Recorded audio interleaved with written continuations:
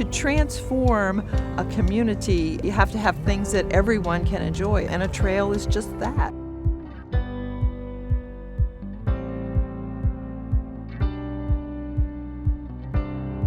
We want the trails to be active and not passive, provide an opportunity to de-stress so that people can connect to nature, they can improve their health, they can have some recreation that's not high cost, but that's high value. The outdoors is who we are. We're always on the water, we're always on the rivers, we're always on the waterfront. The trail complements that way of life. A lot of these towns, they get a real boost when these trails come in. That means they're going to stay at those towns. That means they're going to eat at those towns. They might need to get their bike fixed at those towns. They might want to go shopping at those towns. We are engaged with equitable development because there's lots of people who live here, who live close to the proposed trail, engage people across the many neighborhoods that this trail would cross. And we want to make sure that they benefit first, and also that this amenity doesn't displace the people in the community. We want to work with Rails to Trails to make sure that the trails in our neighborhoods are connected to people in a real way.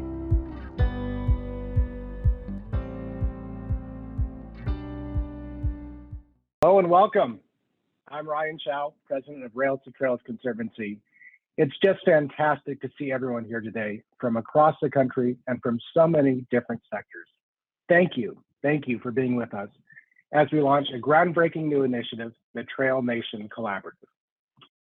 We're going to spend the next several hours exploring what it means to connect trail networks and how to get it done. And I can't think of a better way to set the tone for our conversation than that video, which captures so well the spirit of the cultural shift that is now underway. Just like the voices you heard in the video, elected officials, community leaders, advocates, planners, and residents are coming together, increasing the walkability and bikeability of the places they live.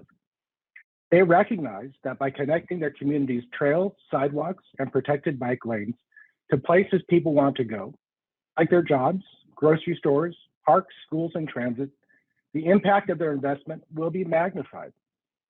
They're developing plans to connect trails and active transportation infrastructure so that everyone in their communities can safely walk, bike, and be active outside. And they're leading with equity. They're building new relationships and connections in their communities so that everyone benefits from the economic, transportation, and quality of life opportunities that trail networks uniquely deliver. Like many of you, Rails to Trails has been working for decades to ensure that trails are valued as essential infrastructure. This work began more than 35 years ago, partnering with hundreds of community organizations across the country to preserve as many railroad corridors as trails as possible. Then the work expanded. We began seeding the idea that these trails could be leveraged into comprehensive networks, systems comparable to how roadways, railways, and other established forms of infrastructure are designed and developed. We started working with our partners to create model trail networks, proving that this approach was possible and that the impacts could be exponential. RTC's founders recognized early on the importance of a nationwide trail system. They saw that though the origins of this work were hyper-local, focused on preserving individual corridors, the potential was to connect these corridors into systems. As RTC co-founder Peter Harnick noted, only gradually did there emerge a realization that America desperately needs a national trail system, and that unused railroad corridors are the perfect backbone for that network. Today marks a pivotal milestone in these decades of work. There is momentum behind the vision of a nation connected by trails and urgency to unlock the benefits that only connected trail systems deliver. We've known for years that the need and demand for trails and trail networks far outpaces the supply. That phenomenon was accelerated by the pandemic. In 2020, trail use skyrocketed by 50%, growth the likes of which we've never seen before. In 2022, trail use continued to sustain at near peak pandemic rates, 45% higher than in 2019, and nearly 10% higher than in 2021. We're seeing that people are continuing to seek more places close to where they live to walk, bike, and be active outside. And they're making these activities part of their daily lives. At the same time, places across the country are actively pursuing trail networks in their communities. Over a decade ago, we asked partners to share their existing plans for trail and active transportation networks as part of our federal advocacy. Some of those had ideas they were cultivating. Others hadn't yet considered the idea of trail networks at all. Now, at this time, established and well-supported plans for trail networks exist in states all across the country, and communities want to accelerate those plans. Nationwide, the funding needed to build out these incredible collective visions exceeds $7 billion. $7 billion. And that's just the tip of the iceberg. It's clear that people want trail networks and that many places are ready to meet that demand.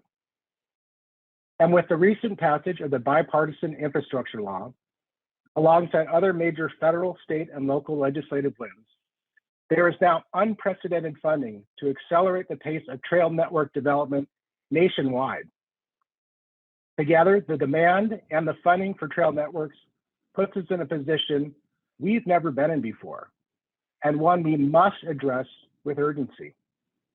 We need to capture this moment and capture the resources to unlock the potential of trails and active transportation, essential infrastructure for the nation. That's why we're here today, to come together to harness the power of trail networks for the people and the places we serve. And we're all in for a treat today.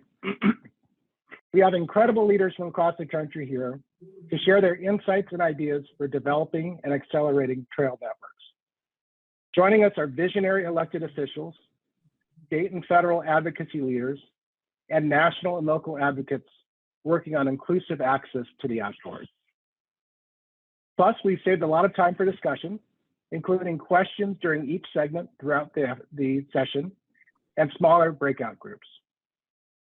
We hope that everyone leaves feeling invigorated, so we all together can move more quickly to a future where trails connect everyone, everywhere. I'm now pleased to welcome Liz Thorstensen, RTC's Vice President of Trail Development. Hey, Liz. Liz is a thought leader behind, Liz is a thought leader behind TrailNation, RTC's nationwide initiative to prove what is possible when trail networks are at the heart of communities.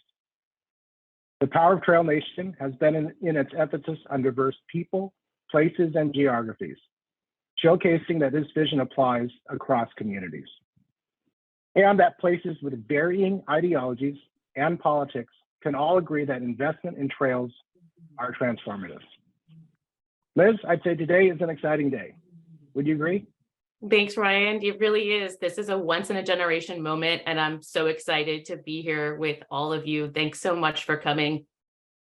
Through RTC's TrailNation initiative, we work with hundreds of partners across the country who have plans to leverage trails, walking, and biking to unlock equitable access to transportation, recreation, and economic opportunity in their communities.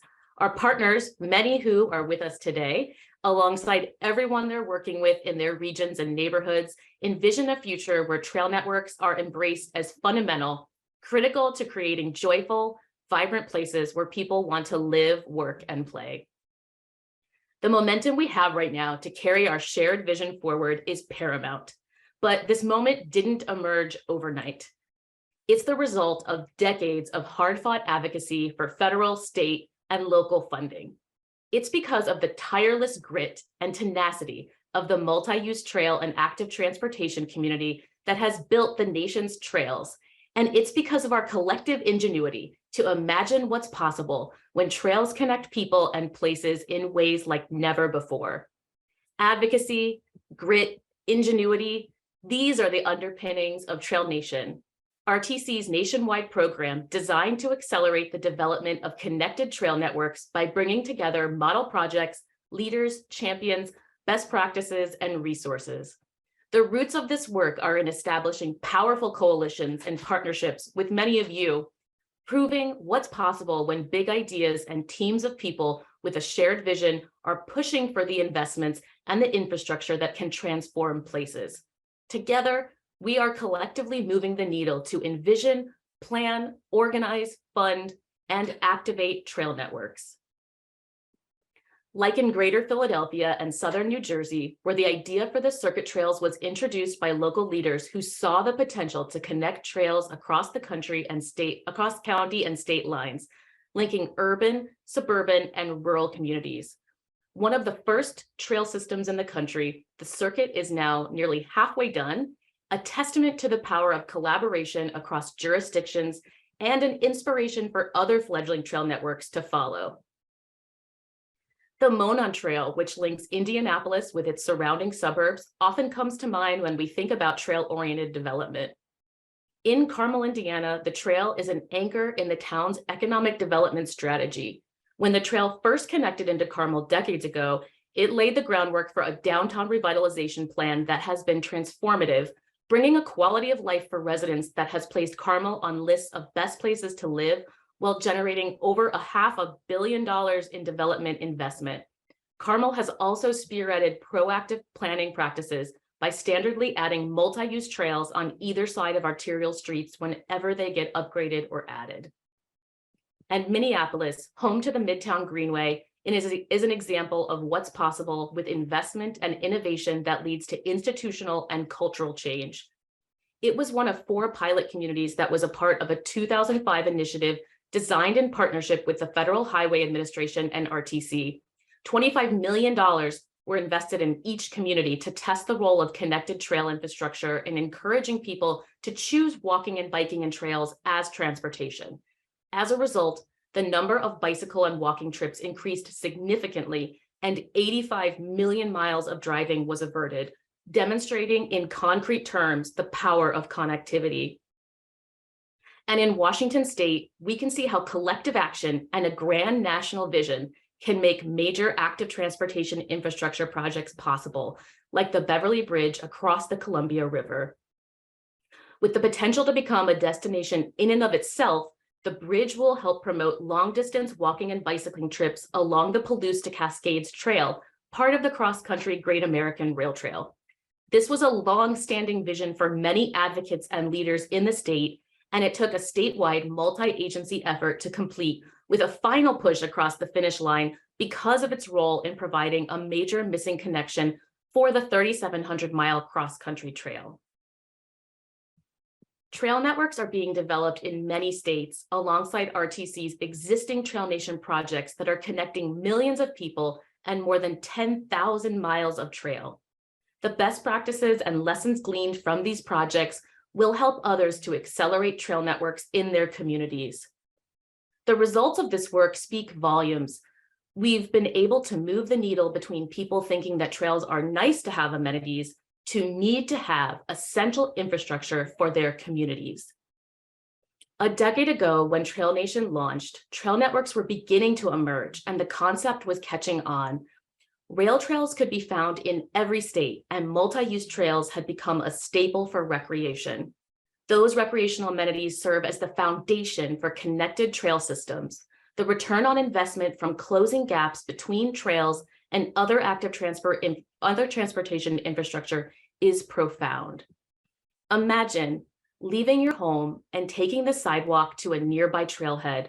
A quick 15-minute walk has your heart pumping and your mind clear as you breathe in the fresh air, waving to your neighbors, and taking in your community. Wherever you're headed, the experience is the same. It's easy to get where you're going without a car. You're not interacting with traffic, and you feel safe.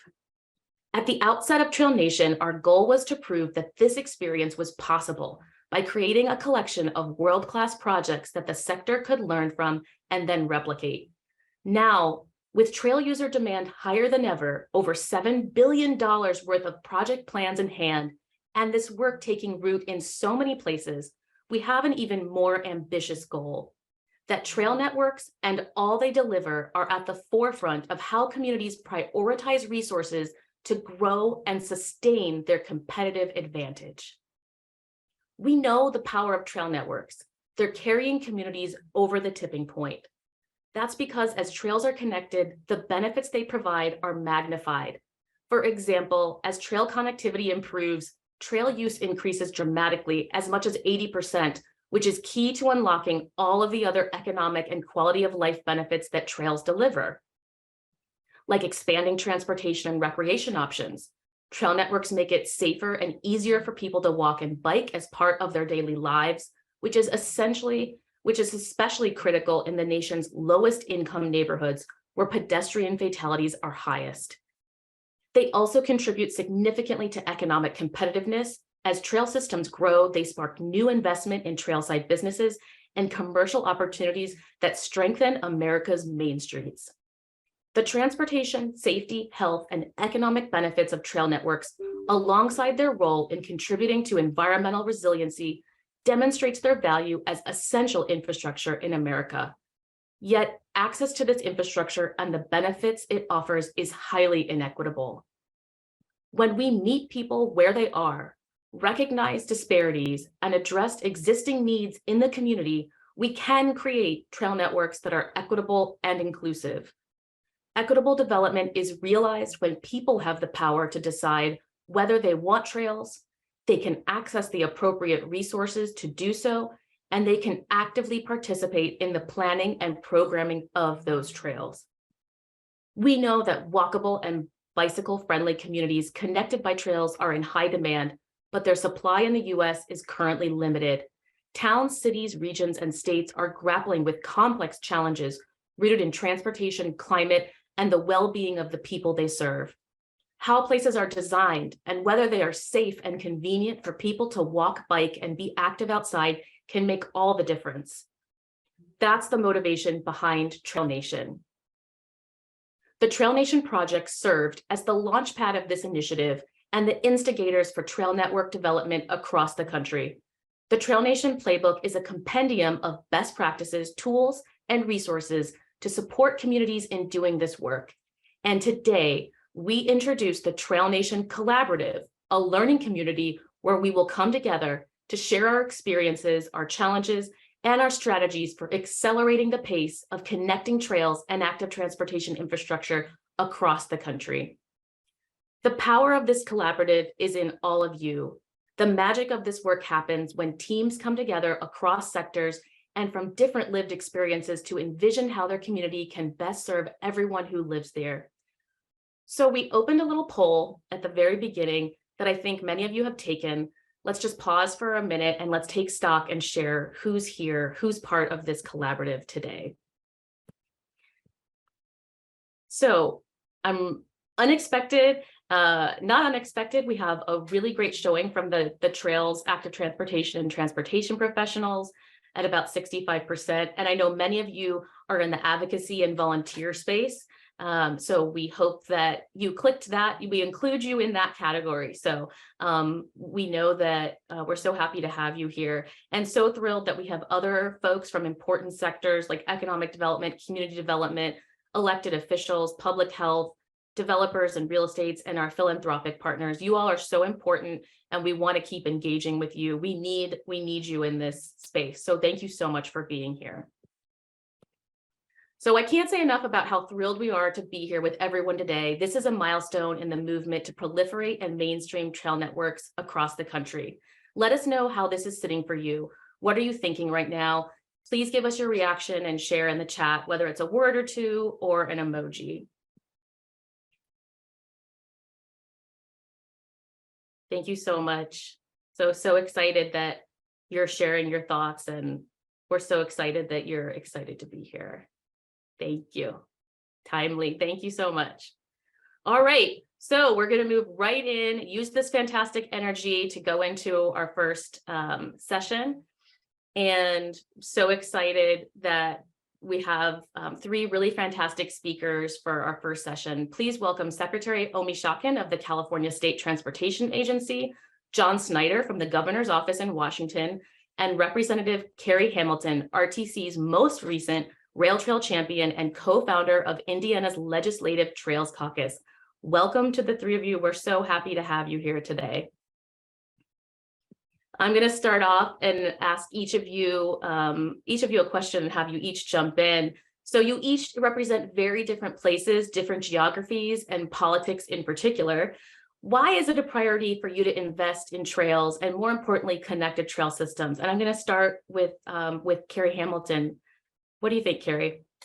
Thanks, Liz. First, I just want to say a big thank you to the Rails to Trails Conservancy for the wonderful work you do across the country on these issues. And I'll talk about that a little bit more later and how you've been helpful in Indiana. I'll start by just sharing, I'm kind of unique on this panel in that I am a Democrat in the super minority in Indiana with Republican control of our House and our Senate and our governor's office. And I've been passionate about trails since well before I was elected. I came into office in January of 2017. And pretty quickly found bipartisan support for trails. So a little bit of pushback, but as I had conversations and majority support from even across the aisle, but a leadership void on these issues. So there was a real opportunity to start to lift them up. And I think, pretty quickly when we start to communicate with our elected officials about the public health, economic development, quality of life benefits of these investments, it's hard to push back. We in Indiana had a little bit of resistance from the ag sector, as you can imagine, historically with rail beds going through farmland. My very first year, I worked on legislation to reduce liability for those farmers. And then they're now on board. They're seeing these investments help out their neighboring communities. So there's, I won't go on too much now, but it's been really exciting. I will say, serving the super minority for now 6+ years, it's been incredibly rewarding to work on trails issues with my colleagues across the aisle. Thank you so much, Carey. I'll move over to Secretary Omishakin. Can you tell us, Secretary, why is it a priority for you to invest in trails and, more importantly, connected trail systems? Thank you, Liz, for the question, and good morning to the folks on the West Coast and Central and East Coast. Good afternoon, everybody. Like the representative said, I want to thank the Conservancy for all the work that you do for the nation on this front. Kevin and Ryan as well. Good to see you both, and keep pushing us along. And congratulations on the launch of this new collaborative. So for California, not surprisingly, the politics matches pretty well a lot of the outlook here. Look, we have more national parks in California than any other state in the country. We've got 9 national parks. We got 280 state parks and 5,200 miles of trails in the state. And so it's a bit of more of a natural fit, if you will, for us, though sometimes challenges come up where people don't think we should continue to grow this network and continue to invest here. But when you think about the bigger picture goals that we have as a state, for example, reducing GHG and improving climate, there's no doubt that there's a natural fit that the more you can get people onto the trail system, whether it be for recreation or for transportation, it's going to impact, those goals. It's going to help with safety. It's going to help with economic development. Those things are pretty well known in our state, and we just continue to double down there. And I can share a little bit more of how we've been able to make that happen in California. Thank you so much, and we're so proud of how much California invests time over time in trails. So thank you so much for your leadership. And last but not least, John, tell us your thoughts. Why is it a priority for Washington State to be investing in trails and connected trail systems? Well, good morning, good afternoon, trail people. I'm going to get real technical here. It's because of how it makes you feel. So have you ever been to, like I have, a city street in my hometown, Spokane, and felt like when you're walking or biking, the street didn't want you there, did not feel like you should be there? It can be very forbidding.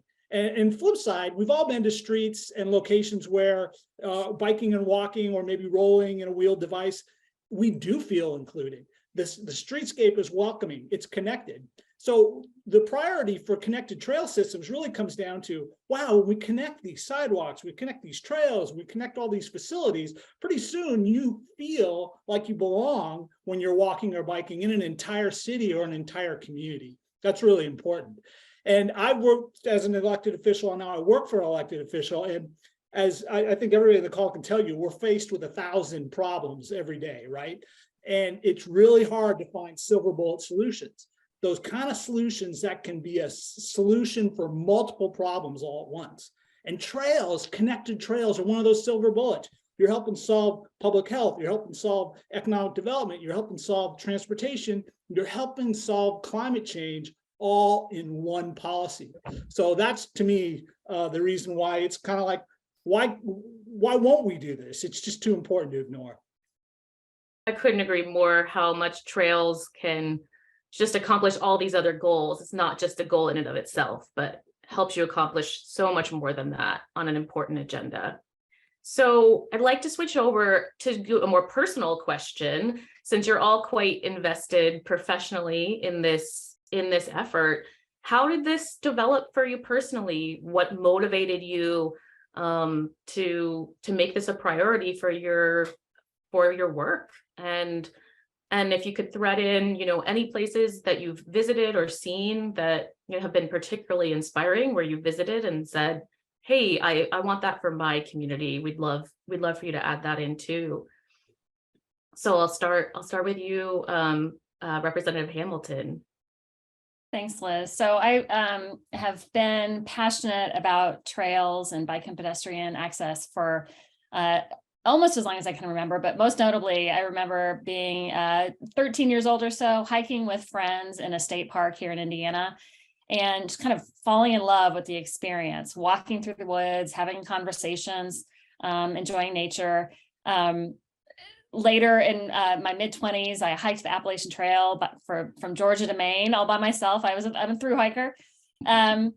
But also, interestingly, my first professional conference ever, I was interning for an environmental organization, and I went to a conference in Chicago hosted by the Urban Land Institute, and it was studying Portland's pedestrian-oriented design practices that, kind of leaders in the country.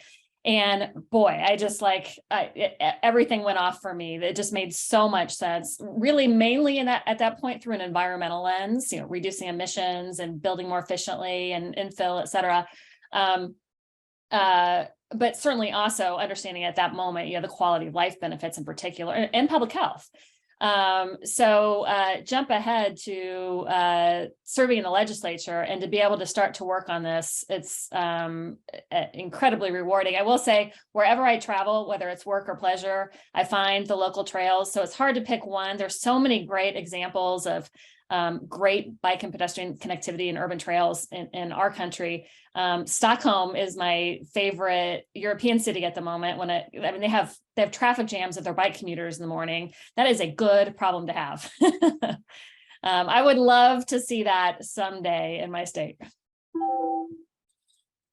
Well, we think it's possible with the amount you and others are doing for Indiana. I think it's entirely possible. So thank you so much.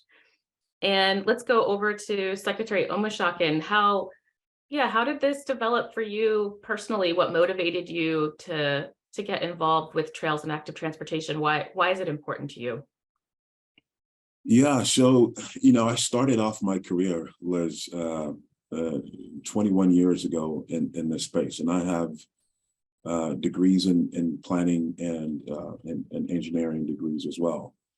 And I learned on the planning side pretty early on how important it is to grow communities, whether they be urban, suburban, rural, with a context that considers every single potential way that people are going to get about. Secretary Fox, who's former transportation secretary, famously said, whether you live in an urban area, rural area, suburban area, or you walk, bike, or you ride a train or drive, at some point, all of us are pedestrian. We're going to be a pedestrian. And so, he said that recently, but, I started learning that in graduate and planning school, 26 years ago. And so throughout my career, I started off as bicycle and pedestrian coordinator for the city of Nashville. It's sort of my main focus every single day. And it's actually helped me to excel to the point where I am today, where I lead the transportation system for the state of California, where this is that particular element of what I focused on, more than 2 decades ago, is now a focal point of how we want to do things in California to grow a more multimodal system, is the focus. But for me, I left Tennessee, a state with the Great Smoky Mountains, the most visited national park in the country, to come into a state where it has more national parks than any other state.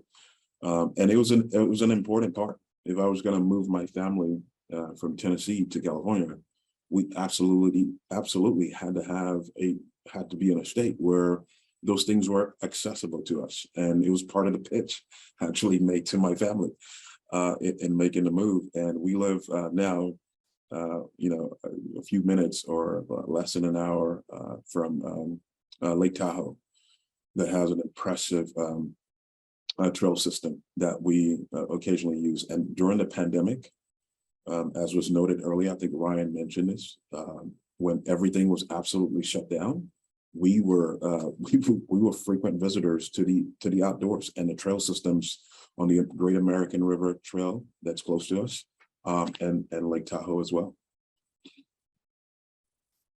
Thank you so much.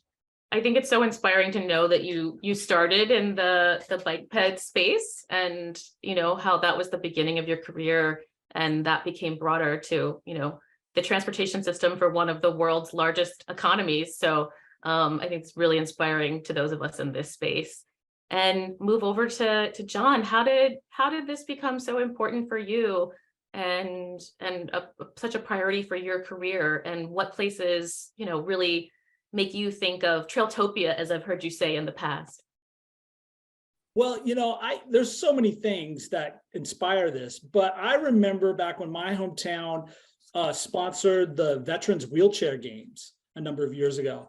And I started to notice that I had neighbors that used wheelchairs and were riding them in the street because they didn't have access to trails. They didn't have access to curb ramps on sidewalks in enough spaces. And I remember thinking, this is about as stark as a policy failure as I can think of. No one in a wheelchair should have to be out in the middle of the street in order to get around.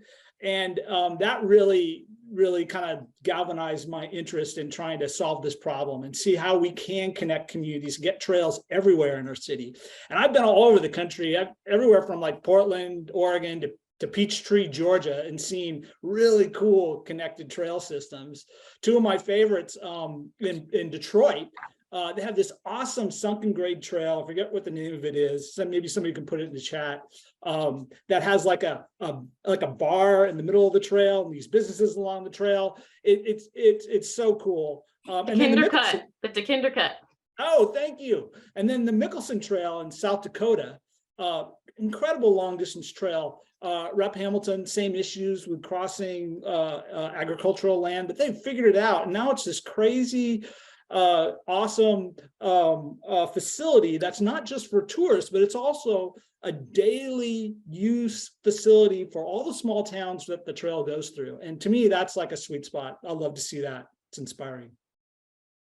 Thank you so much.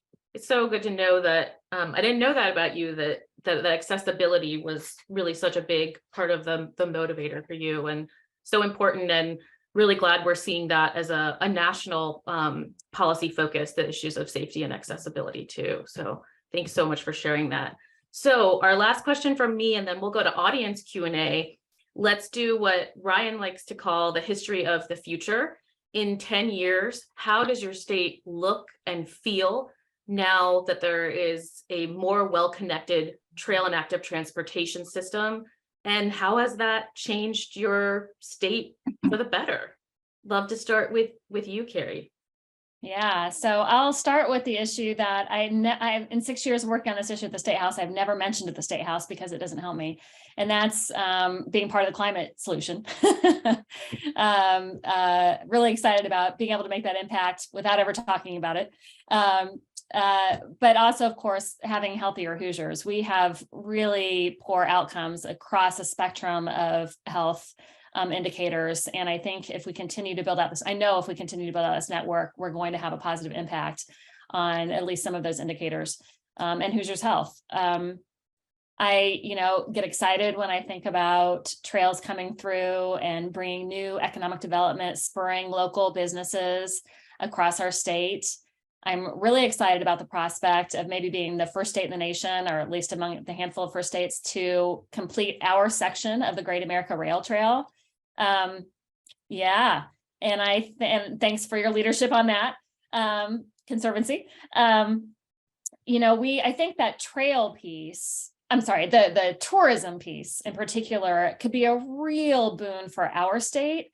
We are starting to see a small influx of climate migrants, if you will, from I have a couple of anecdotes from Washington and California, but some other states as well. And if we continue to show the nation that we are a leader in this quality of life, public health, recreational amenity, and show folks our beautiful landscapes. They're different. We don't have mountains and oceans, but we have beautiful waterfronts along our rivers, and our farmland is beautiful, right? I mean, just the farmland itself is beautiful to ride through farmland, let alone our Southern Indiana rolling hills. And so to be able to be a leader in that space and know nationally in that way, I think will be a true boon to our economy. I will add also, in this moment where we're realizing, it just came out yesterday, the first time we've seen this data, that in Indiana, the largest sector of employment in our state is remote workers. Boy, can we attract remote workers if we have a better quality of life, more amenities that trails bring us, excuse me. I think that's such a huge issue. And we're seeing this come up in a lot of places, especially in the Midwest, where I'm also originally from. So I think, and I didn't even know about the climate migrants starting to Indiana. So I think those are, that's all really fascinating. Thanks so much for sharing. So I'll move over to you, Secretary Omishakin. How do you think California starts to look, and what do you see changing for the better? Hopefully a lot for the better. So in the year 2033, I'm hoping that every single person that lives in the state, we're at 40 million people today, but every single person in the state has access to the trail network in the state without having to get in the car. That will be tremendous if that could happen.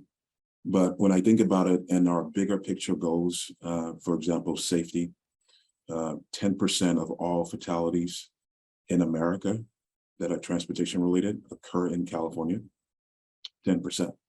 So in 2021, that number was 4,258, nearly 30%, almost 30% of those fatalities were vulnerable users of the transportation system. I believe the more that we can build a trail network that doesn't have the conflicts with highways, the more we can grow that out, the safer active transportation will become, because we'll be removing people from fast-moving cars. So from a safety standpoint, we're at nearly 30% for vulnerable users, being able to drive down that number. From an equity standpoint, one of the things I'm excited about is we have the biggest investment of any state in active transportation.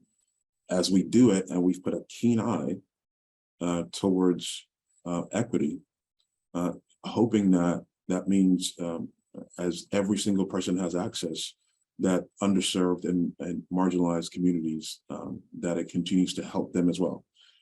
And as we do it in those communities, we have to make sure that those communities are not being gentrified, because what we know happens is we build that trail network, property values go up, and people become increasingly displaced from their communities. So two big things, and I think lastly, air quality, and that's closely obviously tied to to health. But the biggest air quality challenge we have in California, 50% of our GHG comes from the transportation sector, half from tailpipe emissions. So as we pull people out of their cars and give them more options to be able to get about the state, hopefully we see a drastic decline in emissions as well, and that people they get better mental and physical health, along with that improved respiratory health as well. And last but not least, John, how do you see the future of Washington in 10 years? Well, I saw the future a little bit Sunday night. There was this new sci-fi program about a zombie apocalypse that I really enjoyed. And I watched it and I thought, wow, we are so good at envisioning dystopia and apocalypse. We may be the greatest human generation of imagining, bad outcomes in the future. And I mentioned that because I think we all need to be more good futurists, right? And that would be my request for everybody on the call. Think of that good future that the secretary and the representative have just laid out. Because if we can't think of a good future, I think it makes us give up on the present a little bit, because it's like feudal, it's all going to the zombie apocalypse, so let's not worry about it. If we have a future that is positive in mind, I think it motivates us a little bit more to say, hey, maybe our present isn't so great. I want to get to that future. And when I think of Trailtopia, the things I think of are things like, okay, I don't need a $40,000 hunk of steel to have the good life, right? I can maybe have the good life without that. I get to know my neighbors a little bit more because I'm seeing them every day when I go to work or go to school, because we've got this great connected trail system that we bump into each other on. And maps. I imagine a future in Trailtopia where we don't have maps. I don't have a trail map. I don't have a bike map, because the system is so connected and intuitive. You don't even need it. You just use it and it gets you where you want to go. I don't need a special map to figure it out. And finally, I think of smells. So I live next to one of the biggest, not too far from one of the biggest interstates in the country, I-5. And I remember when the pandemic came on and people stopped driving a little bit, I could smell things that I'd never smelled before out my front door. And in a Trailtopia future, like the secretary mentioned with air, it's just, there's going to be some better smells. I'm looking forward to that. I saw that show too and had the same thought. So I like the utopia version. I just want to thank you all so much. Unfortunately, your answers were so rich that we don't have time to do audience Q&A, but we'll try to address those in other ways, and appreciate everyone's really good questions. Appreciate the three of you so much. We know you're busy leading this work in your state and your respective states, and we just can't thank you enough for your leadership and partnership. So I'm going to pivot very quickly, and I'm going to be pleased to welcome Kevin Mills, RTC's Vice President of Policy, for a conversation with Christopher Coes, the Assistant Secretary for Transportation Policy at the U.S. Department of Transportation. They're going to share with us insights to the once-in-a-generation investment being made in trails and active transportation, in particular as a result of the bipartisan infrastructure law and the fiscal year 2023 federal budget bill. Kevin and Christopher, welcome. Thanks, Liz, and thank you, Assistant Secretary Coes, for joining us. At Rails to Trails, we see our present moment as a once-in-a-generation opportunity for trails, walking, and biking, with new policies and programs and unprecedented federal investment to connect trail and active transportation systems. Assistant Secretary Coes, you joined the administration at a really interesting time as Congress worked through 2021 to pass an infrastructure bill, and then other relevant programs were passed in 22, especially the Neighborhood Access and Equity program within the Inflation Reduction Act. What changed to make investing in active transportation more viable, and what values rose to the top in this legislation? Kevin, first off, I want to just take this opportunity to thank you and Rails to Trails and the many advocates for your leadership. As folks know, I work very closely in my previous life with Rails to Trails on a number of initiatives, including the Active Transportation Coalition. But to your question, there are several things that I think are significant at the federal level as it pertains to active transportation. As I noted, advocates for years have been making the case for investment in active transportation that really supports all communities. And I think that's a key element here. And I think the previous panel really highlights the importance that trails and active transportation is one that has benefits from a safety, economic, and a climate perspective in rural towns like the ones I grew up in, as well as those that are in urban eastern core and in the south. Then we also saw what happened. I think we cannot underestimate what we saw during the pandemic. Communities that allow more people to walk, bike, and use trail networks to access everyday destinations, whether it's their best friend's home, healthcare, their jobs. We saw a couple things. Number one, we saw those communities have a more resilient economic performance. We also saw that those communities generally had lower COVID rates because those communities generally had lower obesity rates, but also it gave people the ability to connect with family and friends in ways that they could not have done. And I think in many ways, we're seeing both the economic implications, the equity disparities in that. There's also a climate crisis that we are realizing and seeing every single day. And investing in active transportation is one way. As you all know, 57% of the transportation greenhouse gas emissions are which are primarily light duty.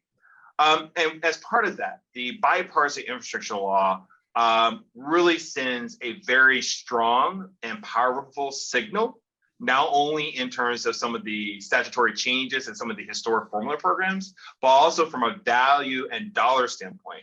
As you had noted in previous sessions, the bipartisan issue law for the first time puts significant dollars directly in communities, particularly in some of our new discretionary grant programs that are targeted to these type of projects. For example, our Safe Streets for All program, which is dedicated to providing local governments, NPOs, even transit agencies working with advocates and community groups to really make sure our roadways are safe for all, including those in using our trail systems, our sidewalks and the like, but also our existing programs like our RAISE programs. You also see a commitment to addressing the climate crisis, as I noted before, not only through our low, no emissions, but also most recently through our Inflation Reduction Act, which gives us significant new resources, particularly through our neighborhood equity and access programs to make significant investments in active transportation. Of course, you know, there's so much more, and I know we have a limited amount of time, but I think one of the things I'll note here is that we are not only looking at our discretionary grants, but we're also looking how can we strongly encourage our NPOs, our state DOTs to use their existing dollars to continue to do things like complete streets, build out trail corridors, and use their formula dollars in ways that I think really speaks to the crisis, the economic opportunity that I think we all are seeing it in real time. Yeah, that's really critical because that's where most of the money is. So we've got to be thinking about that. So now that Congress has provided all this critical funding, how exactly is U.S. Department of Transportation working to get it in the hands of communities in a timely manner? And what are you prioritizing as you do that? Very great question. And so for folks who are not aware, my role at the department, in addition to developing our overall strategigic plan and developing our reauthorization proposals, we actually coordinate a significant portion of the Secretary's discretionary program, which is about $45 billion.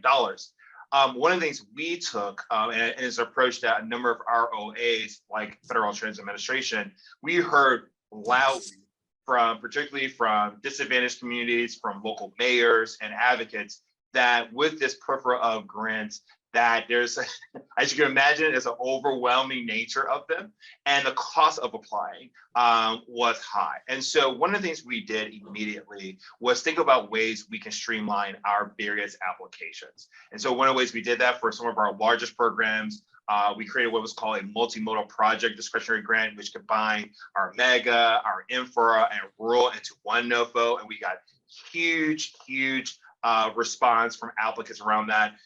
From our popular program like RAISE, I think people will agree, since FY21, there has been a steady reduction in page count. I think when I first came in, it was roughly 100 plus pages. We're now somewhere in terms of 50. And that is consistent to a lot of the applications that the department is doing. So in addition to taking those steps and reducing the overall barrier, one of the things I also think is important for folks to know is that this is the first time that the Department of Transportation have the opportunity to develop a strategic priority and policy framework while also developing a surface reauthorization. And so what does that mean? Well, for the department, our strategic priorities are really an understanding of intersectionality. Safety, as which was mentioned just recently, we saw way too many deaths and injuries on our roadways, even during COVID. We have adopted a safe system approach, which is prioritizing safer vehicles, safer roads, safer users, safer speeds, and better post-crash care. What is really fascinating, just in terms of that North Star for Department of Transportation, we saw the highest level of funding in the bipartisan infrastructure law to help support that agenda and that priority. Our next policy priority is around climate mitigation and reducing transportation-related disparities and advancing equity. There are a number of programs and policy changes in the bipartisan infrastructure law. Of course, we can talk about transformation and specifically thinking about how we can do electrification, not only of our electrical vehicles, but how do we expand and create a more robust ecosystem to support electrical mobility options as well. So those are just some examples of how we've been streamlining, while also sending the signals of what we are prioritizing as a department. Yeah, thank you. So let's drill into one program I know you've got responsibility for that our partners on the ground have got great interest in, and that's you renamed the program that was formerly known as Tiger in the Obama administration when it was created, then renamed Build by the Trump administration, and now it's called RAISE, Rebuilding America's Infrastructure with Sustainability and Equity. So this program has grown impressively, and then there's been 2 rounds of grants since you and your team took the reins at USDOT, and there's a 3rd round now in the works. So trails and safety for pedestrians and bicyclists have risen to the top like never before. And so why is that? Do these projects stand out in terms of delivering on sustainability and equity? What's your thinking on that? I will say that the secretary definitely owns the credit for renaming the program, and with the emphasis on sustainability and equity, because it really speaks to what we saw on day one in terms of the crisis at hand. Again, with the level of roadway safety deaths across the nation, which unfortunately, disproportionately were impacting those who are vulnerable users, who were in rural places and underserved communities. It really spoke to the fact that safety and equity were the 2 priorities that we really wanted to highlight as part of this program. In addition to that, we see a lot of infrastructure reaching the end of their life cycle. And what we're beginning to see at scale is this rethinking of repurposing, whether it's rail lines, whether it's existing highways or other transportation infrastructure, to really improve access, but also leverage it in a way that improves the quality of life, the economic performance, which, interesting, as it was noted earlier, when you do those things, particularly when you're centering an individual, whether it's allowing to walk, allowing to bike, allowing to roll, it also meets our climate goals as well. So as you pointed out, yes, RAISE really stands out as one of our premier programs focused on sustainability.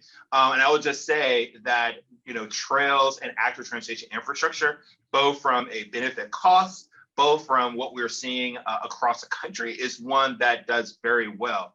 I will also emphasize that a couple things that people should be aware of is that we are seeing increasingly projects that are centering community, both in the project development, the vision, and execution, are seeing a greater opportunities for rewards. And it's not just because community engagement in of itself is an amazing thing, because it is, but it's also a recognition that when you bring community voices to the table, both on the vision and even project delivery, you have less lawsuits, you have the ability to get to your NEPAs faster and get project delivery to where projects are actually delivered.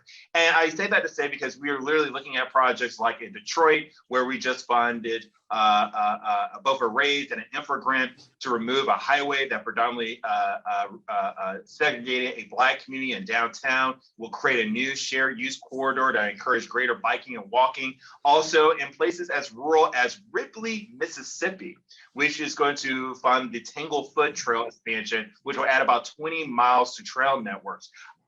Which also that will touch upon a number of several rural communities in a college town. I'm emphasizing that because it is those community voices that we're seeing in rural context, in the suburban context, in the urban context that are really showing what it means to reconnect communities, particularly through and really promote the sustainability equity in a huge fashion across the country.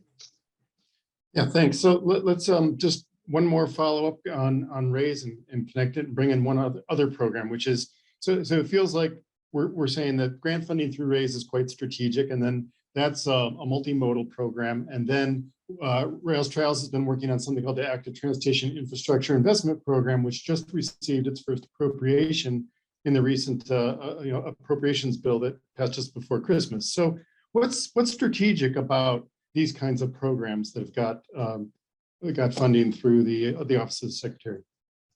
Let me even put a different twist on that.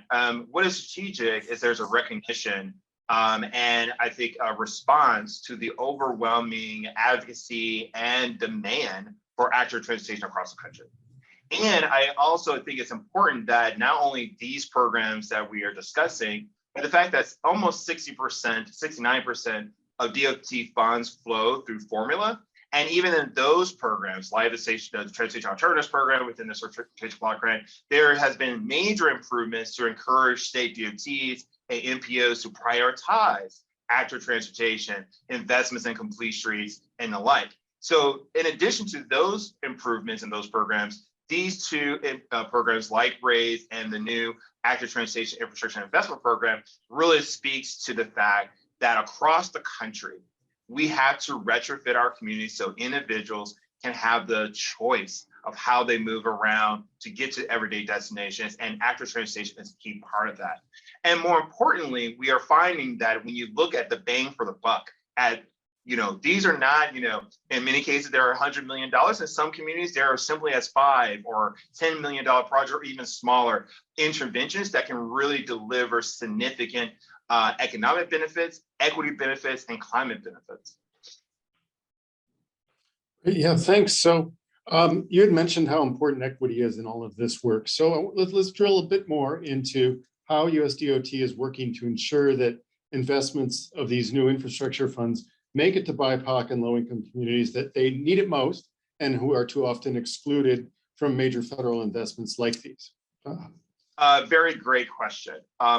One of the biggest challenges that we are, I believe, aggressively taking on is ensuring that we're getting more money, more capacity to communities that have been historically excluded from infrastructure investments in the past. As many have noted on day one, and it's interesting, I'm looking at the clock, we're less than 24 hours away from my 2-year anniversary, but on day one, President Biden signed Executive Order 13985, which is around advancing racial equity, as well as Executive Order 14005 on addressing the climate crisis. And then in both of those executive orders, the department has really been emphasizing how do we ensure our policies, our regulations, as well as our investments are supporting underserved, overburdened communities. And one of the key initiatives that really speaks to this is the Justice 40 initiative.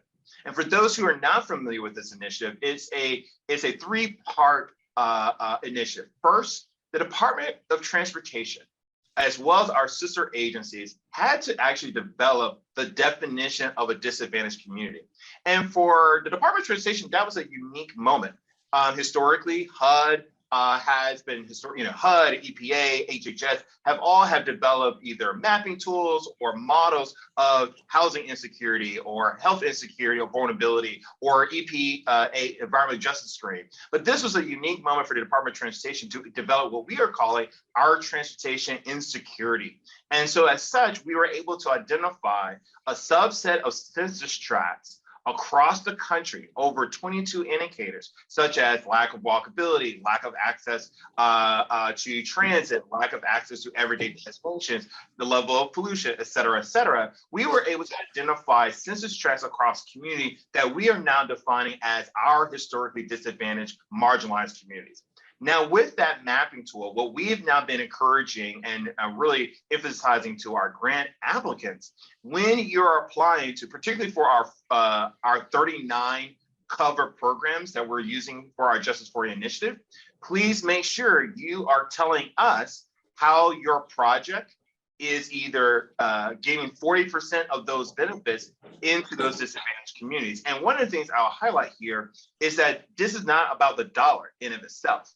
We are asking applicants to really look at the benefits. So if we are saying we're going to expand active transportation infrastructure in a set census tract, can you really articulate who is truly benefiting? Not just who is riding, but who is also creating the jobs? How is it improving the access? How is it going to reduce the benefit? Those are the type of ways that we are encouraging applicants to apply. And I think in the last 2 rounds of a number of our cover programs, communities that really have done that really well have been really successful. But of course, in addition to our discretionary grant programs, we are really working hard today with state DOTs and NPOs on applying our Justice 40 initiative to our formula programs, where most of the federal funding is flowing through the infrastructure package. And in a couple of ways, we're doing that.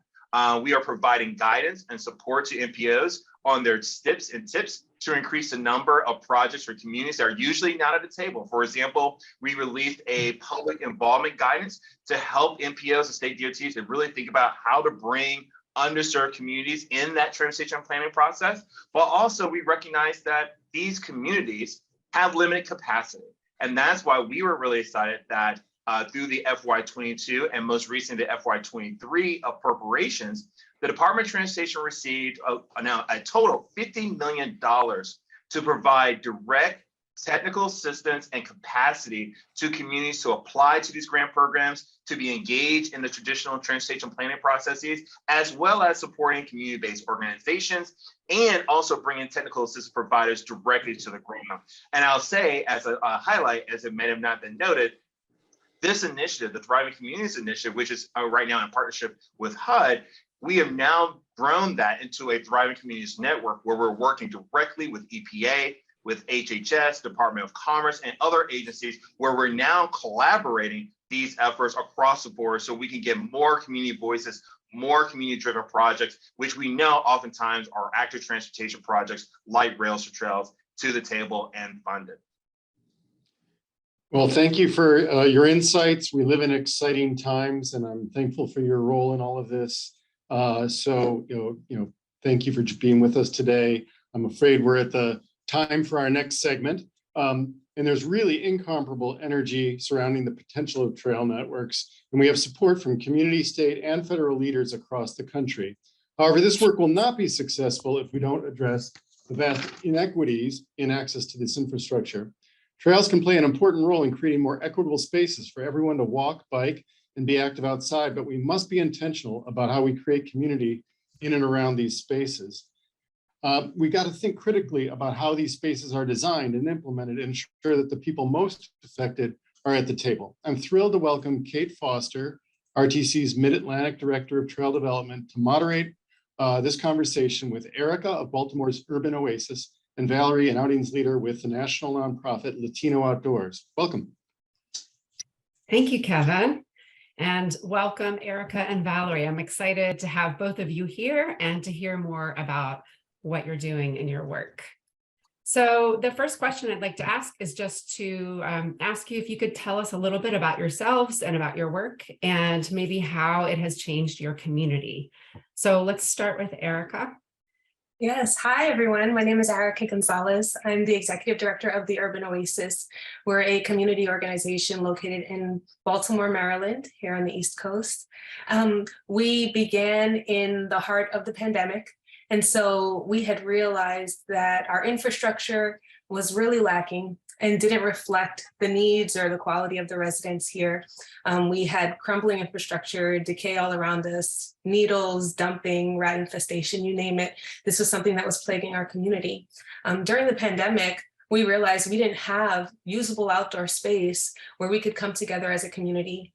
We solved this initially by using our front walkways and having a socially distanced meal together. We call it Sunday dinner, and we still practice this every summer. But we needed to expand and we needed to address these infrastructural issues that were plaguing us. And so we used the space that we had. We cultivated a vacant lot and dilapidated garages that had prevented us from using this outdoor space for over 30 years. we were able to restore these spaces. And now we host programming in our outdoor community space that draws hundreds of residents every time we're holding events.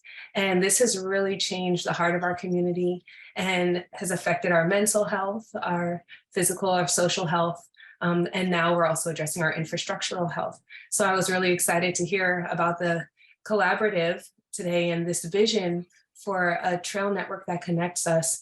And hopefully as we go on, I'll be able to share with you more about the response that our community has had and what it has meant for us here in Baltimore City, a historically redlined community, to talk about trails and to talk about what the incorporation of a usable outdoor space would mean for the residents of our community. Thank you, Arica. And Valerie, how about you? Could you tell us a little bit about yourself and your work and how that work has changed your community? Yes, hello everyone. Valerie Pasión. I use she, her, ella pronouns. I'm joining you from native land of the Piscataway, which is also Baltimore, Maryland. Thank you so much, and it is an honor to share this virtual space with Arica and with UK and all of the other panelists that we've had so far today. I am a student at the University of Maryland, Baltimore County in Geography and Environmental Systems in their graduate program, but I am joining today mainly because of my role as an outings leader for Latino Outdoors. So Latino Outdoors is a national network that works through volunteers such as myself to connect the diverse Latina communities to nature, reconnect oftentimes to nature, to each other, and to avenues of change where they can see themselves as leaders and as we can see ourselves, I should say, as stewards, who no matter where we may have been born or however we came into the lands that we are occupying now, no matter the status, documented or undocumented, what pathways and what ways do we have potentially through trails to really appreciate that all nature that has to offer us and how we can offer back to her. Thank you very much. So building inclusive access to the outdoors, active recreation, and active transportation is important to the work that you both do. And we know that that work starts with relationships. What advice do you have for those who are working to create trail networks for building the relationships that are crucial to making these spaces assets for the entire community?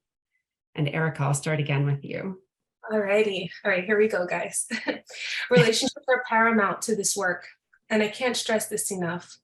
When we talk about connecting a nation via trails, what connects the nation should not only be infrastructure, because it will fail if all we focus on is infrastructural connection. What needs to happen in this nation is a connection that's societal, right? There needs to be a complete reconstructing of American society in order to accommodate this infrastructural change. I was just reading over Martin Luther King Jr.'s essay, A Testament of Hope. It was published posthumously, and we just celebrated MLK Day this past Monday. And he stressed the importance of this need for society to really restructure itself. Why is this so important when we're talking about trails? It's so important because trails mean different things to different people. And in American society, we've had this history of trails and the use of our outdoor space that really has left huge trauma responses in a lot of individuals. So when I think of trails, sometimes I might think of the Trail of Tears that the Native population endured. I think of the Great Migration, that where many African Americans sought to flee oppression and oppressive tactics and laws and create a space and find a space that was accommodating. I think of the Green Book that needed to be put in place so that people could understand where they might go to be safely received as they travel through this nation. I think of things like, or places like Levittown and sundown towns in our nation. And all of these things have to be addressed, because what good is creating a trail network that links coast to coast that does not allow specific people to feel safe as they travel it? Now, this is a human interaction that we're talking about. It's not a nature interaction, right? I think that we all agree that trails are amazing and necessary. We've heard from earlier panelists how important they are to growing economically and all of the great health benefits and how they have the opportunity to connect us with nature. But really what we need to address, I believe, is how it will allow us to connect with one another and what it would mean for the moral compass and moral standards of American society to be able to create a network that actually connects people to people from one end of this nation to the other. And this is no small feat. When I started in my organization, we just had a 1-block radius and we wanted to create an outdoor green space, and we needed to get 80% of homeowners to sign a petition that would allow us to enter into a lease agreement with the Department of Transportation to gate off our alley corridor and create an outdoor community gathering and green space there. And it took a while for us to door knock and to speak with the people in our community. And a lot of times we were met with disbelief. People said, well, if the government is wanting to do this for us, it will never happen. Or why would you care? And these were trauma responses, really. These are people speaking from generations of experience of what happens in minority communities, especially redline communities like ours, where we know that progress oftentimes means displacement, gentrification, inequity. And how do we address this? We need to address this by allowing people the opportunity to be stakeholders in this vision, not doing it for people, but doing it with people so that we can connect people. And I feel like that will be the true testament to this initiative as we connect people with people in this collaborative. Arica, thank you for speaking some truth and some important truth about the history of trails and the many layers to this work when we think about building community and some ways that maybe haven't been prioritized historically in our infrastructure development and even with the trails movement in terms of how we work with the community. It's crucial. Yeah. So Valerie, how about you? What advice do you have for those who are working to create trail networks for building those relationships? Yes, thank you. And thank you so much, Arica, for sharing. I felt deeply the wish, not for framework for restorative practices and development. So thank you for sharing on that piece. I think a key element is that relationships take time and that they take a serious long-term commitment. It's more than dropping in on a community, asking them what they think, asking them for that information, for that experience for free, and then taking that information and then using it without them there afterwards. I think it means more than having surveys or roundtables, and then after getting what you need or what you want from that community and being able to build something off of that important data and information that you collected, then forgetting afterwards. So I think having that long-term from beginning to the end and after the end, always a connection to the people as much as the place is really important. How are you consulting? Who are you consulting? How are you compensating for that consultation? And what are you doing so that you are walking or biking or otherwise moving alongside a community? Thank you, Valerie. I love what you said about people, not place. And somehow, sometimes that gets lost in the work. So important. Yeah, thank you. So my next question is just about what you've learned through this work. What's something unexpected you've learned, and how might you sum up the impact of the work that you're doing? I'm assuming we'll start with me again. So something that I have learned, one thing that I've learned through this process is the deep need for connection with people. how if we don't connect at beyond the superficial level, we're doomed to repeat the mistakes of those who have gone before us and perpetuate the mistakes of those who have gone before us. And so I feel that learning our history, learning what has impacted the residents of our communities, and not overlooking it, not undermining what their experiences have been, but using that to tailor a space that invites them to actually utilize it. I think that is very important. And that takes effort, that takes time and energy, that takes therapy. It really just takes a lot of willpower and determination. And so I feel that just from the human component, beyond just the infrastructural change, from a human aspect, it really takes investment in learning people, hearing people, and the processes that people need to be able to understand fully what is going on. Sometimes people don't always run on the same timetable, right? Sometimes it may take one group more time to comprehend or come to a conclusion than another group, and that's okay. But letting that be okay, I think, is part of the challenge that we need to address when it comes to community development, urban development, or trail development. How do we make it so that the space that we make is for people?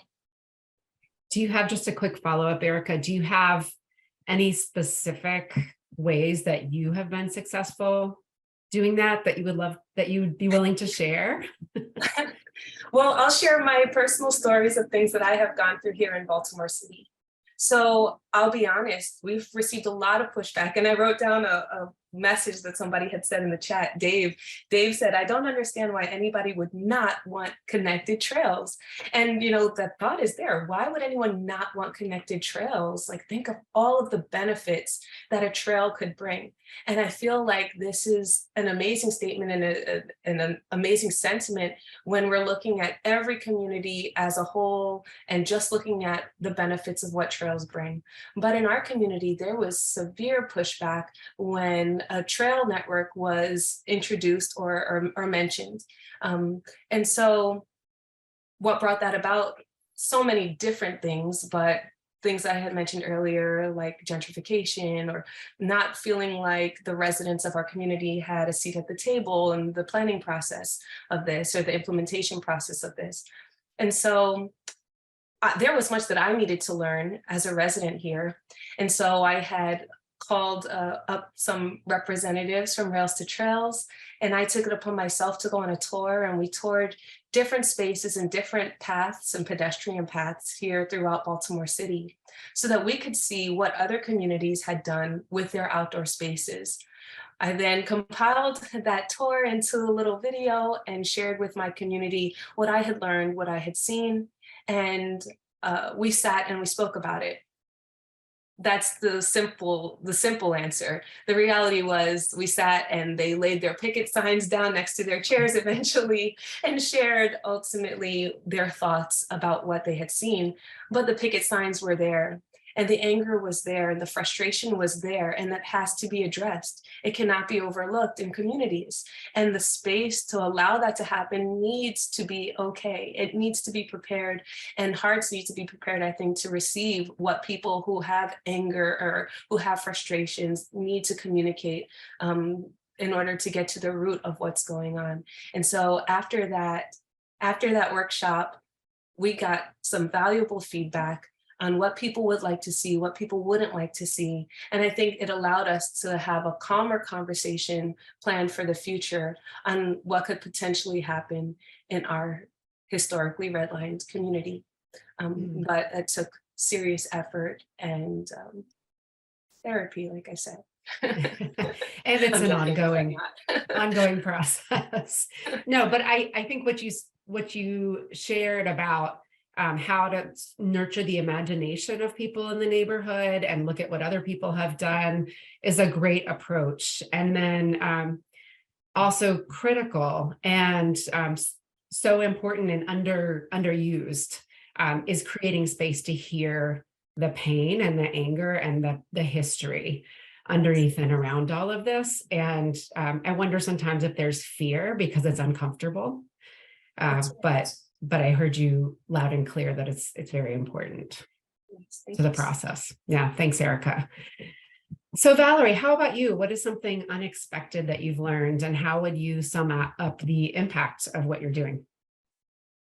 Yes, thank you. I had to mute because if you don't know, Baltimore has sirens going most of the time. So I had to mute that for a moment, excuse me. Something unexpected, which invited me to learn more about myself as well, is precisely what Arica was sharing, that why would anybody not be behind this? Or there have, in the beginning stages of the Latino Outdoors location here in Baltimore, we were wondering why is participation numbers low? Why would anybody not want to take advantage of this free opportunity that we have worked very hard to make accessible? Why is the participation low?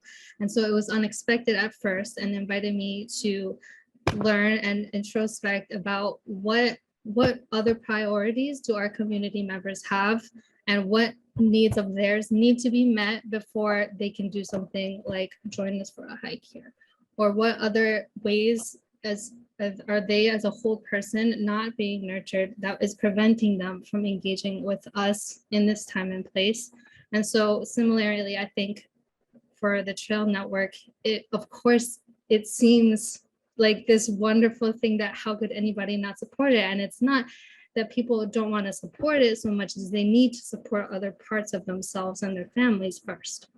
So that was something that I would like to invite everybody as well, whatever capacity you're engaging with for the TrailNation Collaborative, is evaluating your own privileges and your proximities to power that allow you to engage in the way that you are, and have it that way, sort of relatively looking at the other capacities that other people are able to give themselves to this project.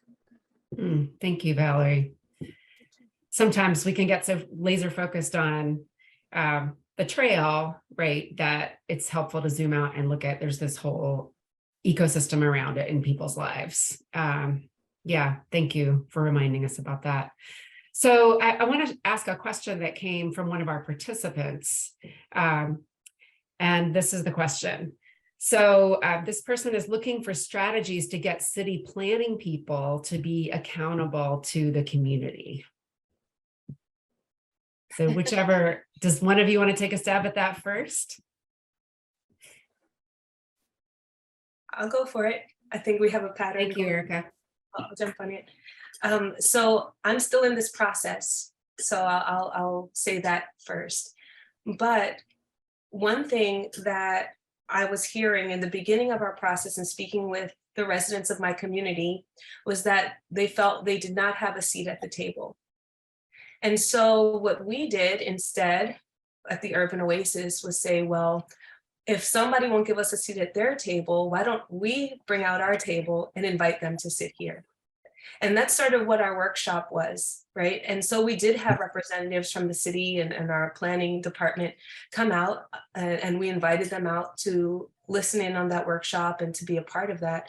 And I feel that that space is okay for us to create a table, for us to create an opening and saying, this is what the community has prepared, come out and be a part of it. So it sort of allows the city officials to have the opportunity to take part in resident-led initiatives that might pertain, or resident-led educational opportunities that would affect the city overall and city planning.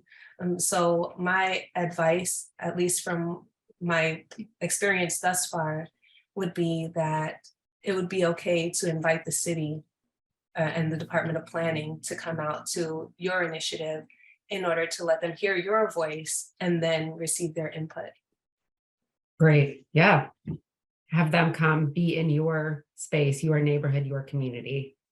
Yep, thank you. Valerie, how about you? Do you have any suggestions for how to hold city planning people accountable? Yeah, I think it is important for us to connect the community to who the city planning people even are. A lot of times there is such a great disconnect that we don't know the name, we don't know the face. And so putting it in a more humanized way, that it is not just like an invisible force that is controlling these things, but they're humans that you have you can have communication with, is important as well, I think, for sort of making it a reality and making it seem a bit more in touch. And I really like this idea of not always being the ones to go to them, but inviting them to show that they care in the community by showing up. Thank you. Yep. We don't always have to bring the community into City Hall. We can bring City Hall into the community. Love it. Thank you so much. Any last words for our participants about the work that you're doing, and in particular about the relationship piece? I would just like to say I'm very excited for this trail network, just on a personal level. There's much that still has to be worked out between our community and what it will look like within our community. But on a personal level, I feel that we are really at the brink of a space and creating a space that really will unite Americans and allow us to feel more connected with this place we call home. I'm hoping that we can bridge many gaps and divides, and that this would be taken as an opportunity for us to connect not only with nature, like I said, but with each other and the different cultures and people who make up this space. Thank you, Arica. Valerie, Yes. any last words?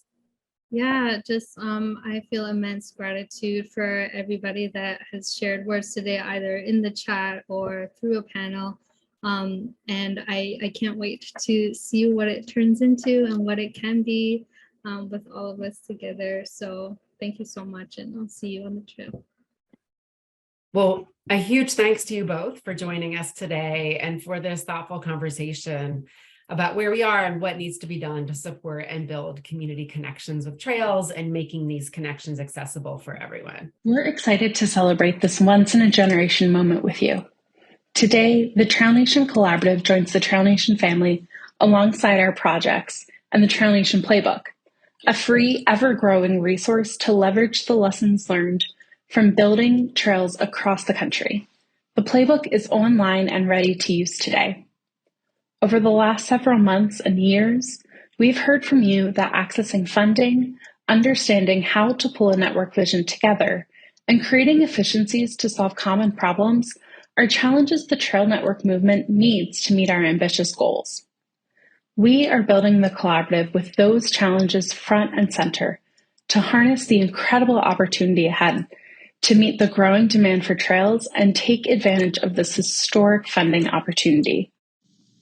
The TrailNation Collaborative is a nationwide peer learning community that brings together advocates, leaders, and professionals from across disciplines to work together to establish and accelerate connected trail and active transportation networks across the country. This opportunity is free and open to all. We welcome professionals and advocates in the trail and active transportation community, as well as all of those interested in working or collaborating with us. That includes our colleagues in health, equity, economic development, tourism, and more. The collaborative provides proven tools, methods, and resources, including the TrailNation Playbook. Combined with RTC's expertise and that of you, our network of partners across the country, we come together to find solutions to challenges and barriers, working to accelerate the development of connected trail systems in all of our communities. We are all working with the same goal: to build new and innovative forms of connected infrastructure, and we can move fast by learning from each other as we go. Through the collaborative, we'll work through challenges together, learning how to create trail networks at the pace we need to meet the demand and take advantage of current funding opportunities. We'll learn from communities that have already launched successful trail networks and curate the best practices as we put the TrailNation Playbook to work. We'll discuss how to create a trail network vision and coalition that supports other important community priorities and cultivates public and political will. Utilize mapping and analytics for evaluating low-stress routes and understanding the potential economic and social impacts of the trail network. create strategies that leverage political, natural, and economic capital needed to fill critical gaps in the network and accelerate the network completion. And we'll talk about developing and implementing a funding strategy that strategically leverages a variety of sources, including state, local, federal, and private dollars. And we'll discuss how to engage communities while building the political and public will to advance our trail network visions, cultivating local ownership, shared leadership, and just the right dose of marketing to maximize our results. We'll be connecting in many ways as a collaborative. That includes monthly online discussions on critical and emerging topics, interactive webinars and dialogues on playbook themes we discussed today, in-person events, and the TrailNation Collaborative Facebook group. We'll also be debuting online technical assistance soon as well. We'll be following up with you through our newsletter where you can register for all of these opportunities. We want to ensure that this is a value add to your work. To achieve this goal, the collaborative will be a living, breathing community, and we will regularly utilize your feedback and input to improve and evolve the collaborative as we go. One topic we'll be emphasizing this year is the investment strategy, which takes advantage of the once-in-a-generation opportunity of new federal dollars and offers resources to access these funds in a way that we never have before. This important opportunity will be built into all of the topics here. As attendees today, you'll receive future emails on these upcoming events and activities throughout the year. We need your help to spread word about the collaborative with your contacts and encourage them to sign up and join us. Feel free to share our social posts about the collaborative and forward upcoming newsletters to colleagues who may be interested. Let's grow the Trail Network movement and make it more impactful together. Thank you all so much for joining us today. Together, we are all the collaborative.